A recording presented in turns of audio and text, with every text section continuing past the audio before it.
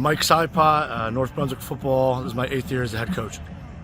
Coach, I go back and I look and I'm saying to myself, your program has been, in the last 7 years, probably one of the winningest programs in the GMC area, and now, of course, the Big Central. You averaged 8-2 over that 7-year span. You've been in the playoffs. You've been in championship games. I know that the goal here is to win one, and has been, and there's nothing wrong with that. Your kids have played hard. I know you've been in the thick of things. What are we going to do this time around to get yourself back? I mean, you got a tough schedule, we know that, but what is it going to take to get there and get that opportunity to play for that championship?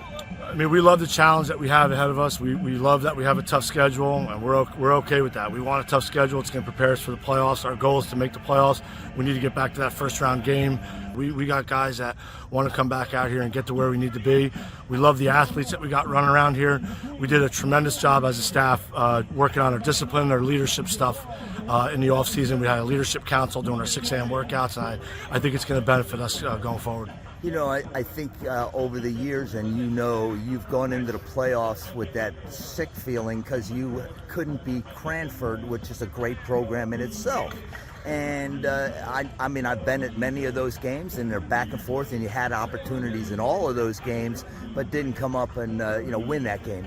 Then, of course, last year you pound Cranford here, and that might have been your playoff game. I'm sure maybe the kids were thinking that was the playoff game, and then you come back and you had to go play Freehold, and Corey Davies, and I know he's been a guy that liked to sling it around a little bit. So, you've got that hurdle. Now it's get the next one. And that's kind of where we're at right now as a program. Like we know we're going to compete. We know we're going to be there at the end, and we just need to get over that hurdle. And we think that it's more than the X's and O's. We think it's the kid, the focus of the kid, the discipline, and the leadership. But we really like what we have.